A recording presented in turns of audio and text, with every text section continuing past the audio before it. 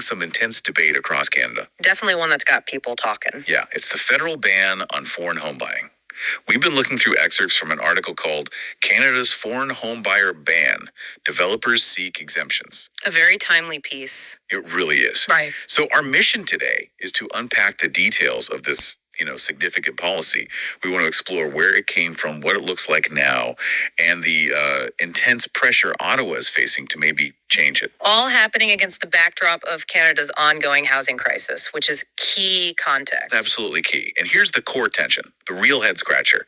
Right. A policy literally designed to help make housing more affordable is now facing calls, pretty loud calls, to be loosened. And the argument is that loosening it could actually help fix the housing supply problem. Exactly. Can a ban meant to solve one problem actually become part of another? It's a compelling paradox, no doubt. So at the heart of this is the legislation itself, the Prohibition on the Purchase of Residential Property by Non-Canadians Act. Right. And it's pretty clear in what it does. It basically bans most non-Canadian individuals and entities too from buying residential property here. Most, okay. And it's not temporary, is it? Well, it has an end date, but it's not immediate. It's set to stay in place until at least 2027. 2027. Okay, so it's got some legs, but let's back up. Why was this even put in place? What was the government trying to achieve originally? The main goal, the stated goal, was to curb what they saw as,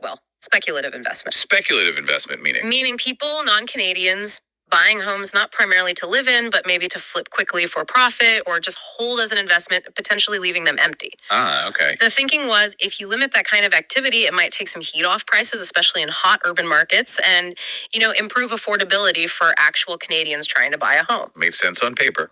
Are there ways around it? Exception. Yes, definitely. It's not an absolute blanket ban.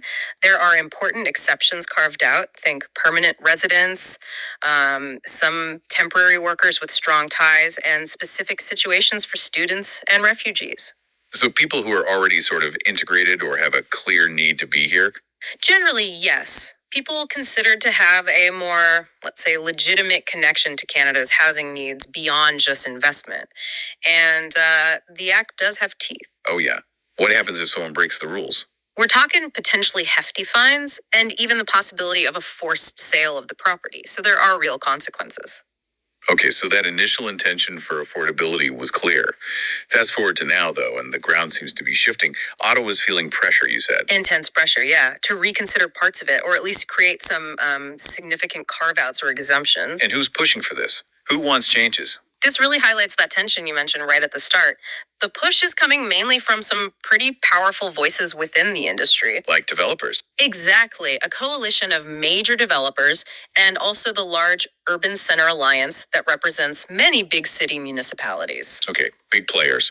And what exactly are they asking for? Just scrap the whole thing? Not quite scrap it entirely, but they're asking the government to lift the restrictions, specifically when it comes to new home construction and also purpose-built rental properties. Okay, this is where it gets tricky for me, and probably for a lot of listeners. How can they argue that letting foreign buyers back in, even just for new builds, will actually help solve the housing crisis? It feels like going backwards on affordability. Right. It sounds counterintuitive, doesn't it? But that's the core of their argument, and it's got a few layers. Go on. They argue that allowing foreign capital back into these specific segments and new builds, rentals would directly boost construction. More construction means more supply, eventually. How, though? How does foreign money magically make building happen faster? It's about what they call early funding and demand. So picture this. A developer wants to build a new condo tower or apartment building. Before a bank will give them the millions needed for construction financing, that developer usually needs to prove there's demand. They have to hit pre-sale targets. Right, sell a certain percentage of units before they even break ground. Exactly. Sometimes it's like 70%, even 80% of the units need to be sold in advance. Now, if domestic Canadian demand is a bit soft, maybe because interest rates are high or the economy's uncertain, hitting those targets can be really tough. And if they don't hit the targets? The project stalls.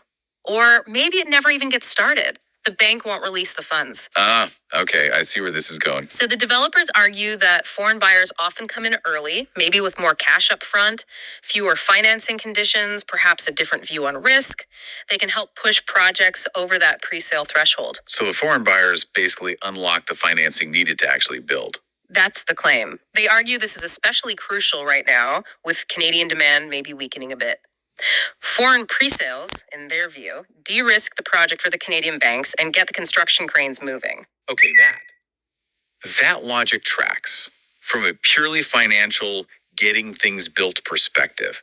But hang on. Yeah. Critics would jump in immediately and say, okay, great, you built more luxury condos maybe, but does that really help the average Canadian family looking for an affordable place? Doesn't it just push prices up again on the demand side? And that is the absolute heart of the debate right now. You've nailed it, because Canada is still grappling massively with high housing costs and this persistent lack of supply, especially affordable supply. So you have two camps, really. Pretty much. You've got one side saying, look, we need supply, any supply, build more homes, even if some are initially bought by foreign capital, because eventually that increases overall availability and should theoretically ease prices long term. Trickle down housing theory, kind of. You could call it that, yeah. Then you have the other side arguing, hold on, letting foreign investment back in, especially if it's speculative, could just pour fuel on the fire. Reignite bidding wars, push prices even higher. Exactly.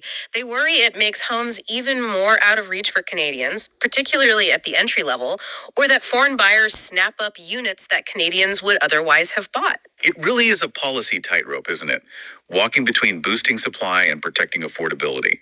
What's the government saying officially amidst all this noise? Well, so far, publicly, the government has mostly stuck to its guns. They've reiterated their commitment to the policy, emphasizing that original goal of prioritizing Canadians in the housing market. No changes yet? Not formally announced, no. But, and this is important, they are facing those increasing calls for, let's say, targeted amendments. It's not just developers, it's municipalities, maybe even some voices within political circles, starting to question if the ban is too broad. So the conversation seems to be shifting from keep the ban versus scrap the ban towards maybe tweaking it, specific exemptions. That seems to be where the debate is heading. Could there be very specific targeted exemptions, maybe for certain types of new builds, like purpose-built rentals, that could potentially help supply without, totally undermining the affordability goals? That's the question being asked. Okay, so let's try and wrap our heads around this. We started with a ban. Clear goal. Improve affordability for Canadians by limiting foreign speculation. Simple enough, right? Seems straightforward at the time. But now, that very policy is being framed by some pretty influential groups, especially developers, as a roadblock. A hurdle to building the very housing supply everyone agrees we desperately need. It puts policymakers in a really tough spot, a genuine dilemma. It really does.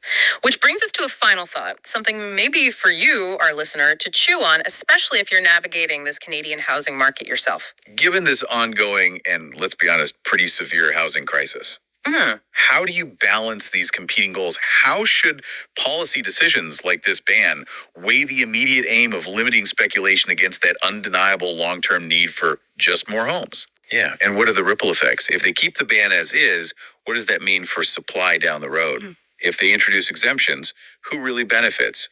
And could it impact your own chances of finding affordable housing in the coming years? What might